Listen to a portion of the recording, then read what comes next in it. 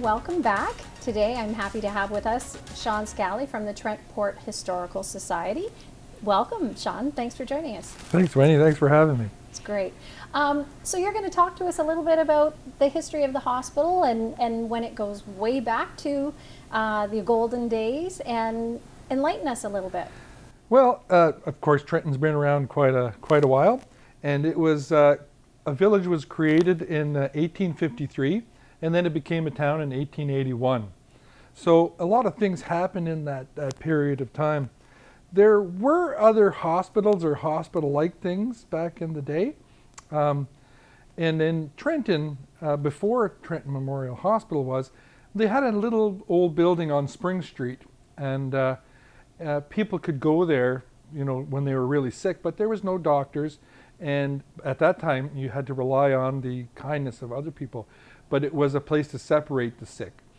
There was also a house on Dundas Street that is still there that was used as a convalescent home for wealthy older people, and it was run by Trenton's first woman doctor, Ada Funnell, whose father was longtime mayor of Trenton back at that time. And other than that, during the Spanish flu epidemic of 1918, they used the Service Ontario building, which is the old Gilmore headquarters, as a hospital to take care of people. So there was a lot of stuff was done at home, of course, too, but those are the two we'd say were kind of makeshift hospitals. Now in 1890, Dr. Frank Farley started his practice here, and he would be the first of 4 generations of doctors to practice in Trenton. And they would provide health care. He still was using a horse and cart to get around and visit people, and he would say that in those days they had a lot of time to talk and go to homes and do visits and talk to people. So it was a little bit more casual than it is now, or is a little bit more formal. His son was known as Dr. Jack. His name was John Farley. Is well known still to a lot of older people in Trenton, and he practiced here from 1923 to 1978. Wow. So he spent a lot of time practicing here. But during the Second World War, the local doctors here got overwhelmed with work because of the influx of families that came with the base. Right. And they couldn't be treated at the base hospital, so they would have to be treated locally. And they would have some of these doctors like Jack Farley working well to midnight treating patients. And yeah, I think at that time they realized we need to do something about this. So what happened then? So how did this hospital that we're sitting in today come to be? So what happened was in 1943, the Lions Club, together with the Rotary Club, came and conceived to have our own hospital. And of course, it was something that was happening with larger places like Belleville.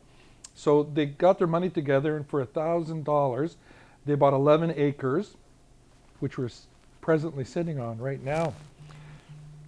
So they hired architects, and they hired planners, and then they got a board of directors. And the board of directors was started by a former mayor, which was Bill Ireland, who had been a mayor and store owner and retailer here, well known. And so they formed this in 1943 with their board of directors. They had a plan, they had a design, but you know what? They didn't have any money. So what they did to finance all of this is that they used Mayor Couch, who was the mayor at the time, and William Ireland, and they went door to door in Trenton, soliciting people to donate money to build a hospital. So they would do this, and they used service clubs, of course, and they would have events that they would make money, kind of like we do now, you know, right. A little bit. And then in 1945, what they had was a tax debenture. Or levy. A levy, and so that people could pay for it. And when they were doing that, actually, there's a cool story. There's a 14-year-old boy His name was Bill Big. Bill Bigford. Yes. And I had he the pleasure of knowing Bill Big. Yes, and he donated his whole week's wages Yes. at 14 to the hospital. So that was a really nice story. Amazing. And until his death, Bill still donated to the hospital. Yeah. And of course, we have a nice Bigford Road named after him. In September 1946, the sod was turned for the hospital here, and the first cornerstone was laid in 1947 by the Minister of Health at the time, Russell Kelly, and it opened debt-free, their hospital here, and fully equipped. Wow. And that was done by the people of Trenton.